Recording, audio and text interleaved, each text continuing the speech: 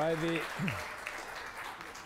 the authority vested in me by the Senate of York University, I hereby confer on you the degree of Doctor of Laws honoris causa. En vertu de l'autorité dont je suis investi par le Sénat de l'Université York, je vous confère le grade de doctorat en droit honoris causa et mitto te ad gradum.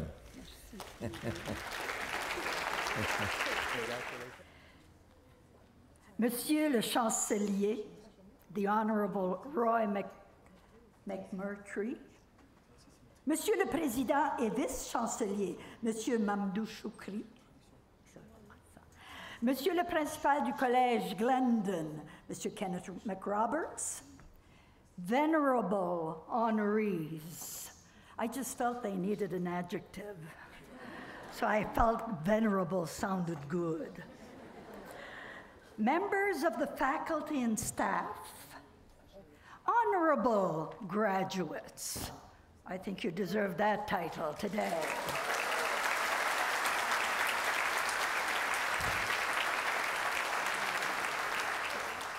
Students and alumni, distinguished guests, ladies and gentlemen. Quel honneur et quel privilège de faire partie de la famille Glendon College, York University. Thank you for sharing your renowned liberal arts education, the social sciences and humanities, and sharing your commitment to diversity, equity, and social justice, the core of human life.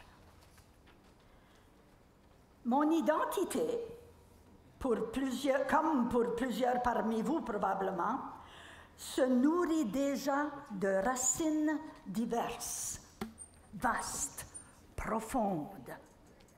Et tant d'autres parcelles d'identité se sont greffées à moi au fil des ans. Je suis acadienne, je suis canadienne, je suis née aux États-Unis.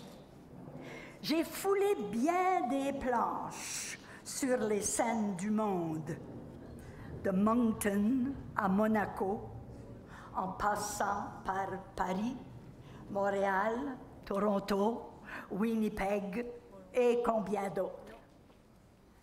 I speak French, and, as you see, I speak English too.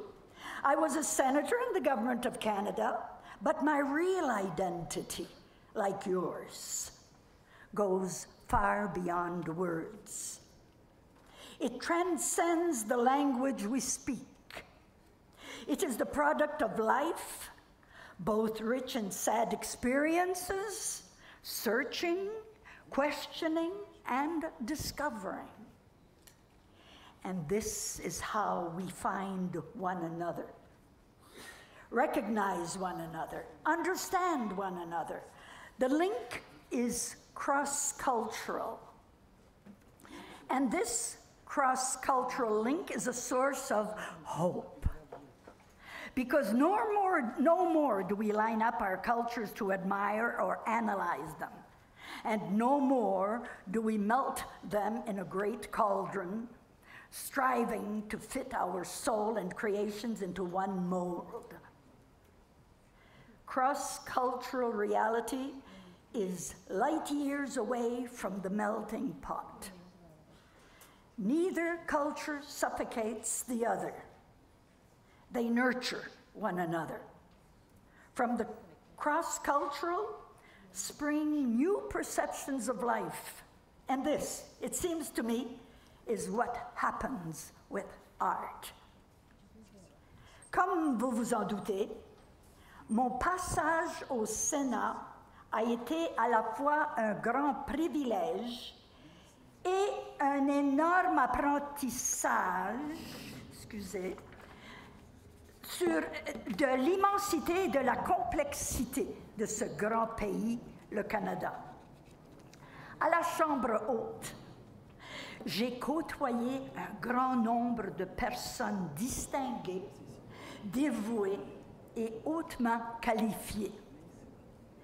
J'ai été particulièrement impressionnée par les réalisations des comités et du personnel du Sénat, qui représente l'institution avec intégrité et professionnalisme. Mes 4 années au Sénat ont provoqué une réflexion continuelle, un débat intérieur constructif, une curiosité et une recherche pertinente qui, à la fin, définissent la démocratie et les arts. La fonction de l'œuvre artistique est de rapprocher les gens en stimulant le dialogue.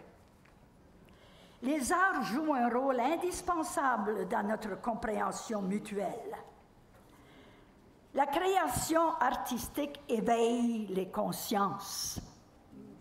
Elle est source de méditation, d'inspiration, de réflexion et de réconfort. Les arts contribuent à l'équilibre des individus, à élever l'âme. Il nous permet de respirer et de vivre.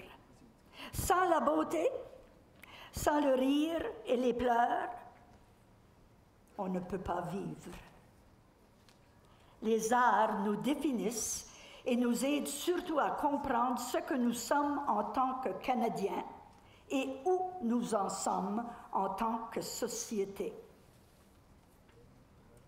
La culture est l'ensemble des traits distinctifs, spirituels, matériels, intellectuels et affectifs qui caractérisent une société ou un groupe social.